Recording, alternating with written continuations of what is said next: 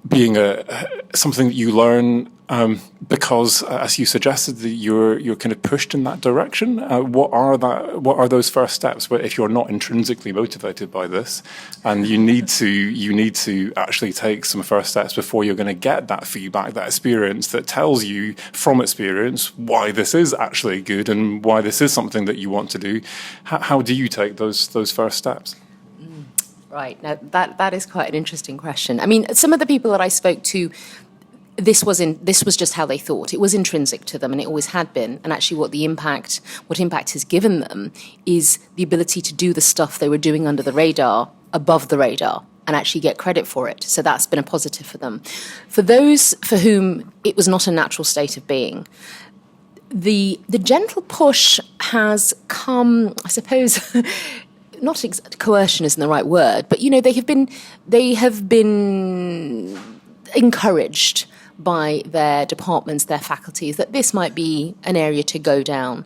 And what's key, I think, for those researchers, and this is actually really important, and my piece of research was limited. I did it for my master's, it was just in one institution, but what was essential was actually the support that they received. Primarily, actually, from the sort of the research support offices at that university, and that was for them essential. They had their hands held throughout that process, and it was eased for them, and for me that's really essential. You weren't here yesterday, but I asked a question in the plenary regarding what universities are giving a lot of lip service to impact, but they still haven't adjusted their workload models. They might have the odd impact manager that they have there, but really a lot of them don't have the real support and infrastructure to handhold, I think, their academics through what can be a really daunting process. Some of them do, and some of them have achieved that, but I would say that really the majority haven't. And I think that's essential. It's not just saying you've got to do this stuff and go off out into the world and do it. That's of no use to anybody because the capable will do it. And for those for whom it's terrifying, it will remain terrifying. So it's about being guided through that process of and being helped to find those contacts, or they've already got those contacts, but working with them to take that further and actually do something more with them, and having that support throughout. And that's essential. I think it's really essential. Yeah.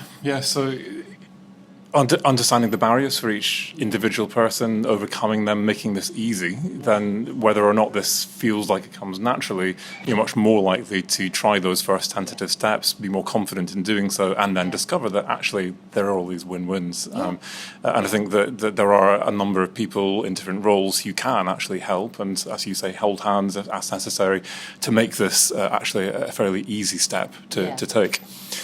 The second thing that, for me, really inspired me about your blog was the boldness with which you told people to throw out of the window this thing in the UK that we call the Research Excellence Framework, and these are being replicated elsewhere around the world. The idea that we need to metricize or measure and formally evaluate the impact of our work, and that we get credit for that in some shape or form, and the idea that actually why do we need to throw this out the window? Ooh, I suppose it was quite bold, wasn't it? Seeing as a lot of my custom comes from the ref, I perhaps shouldn't be saying that.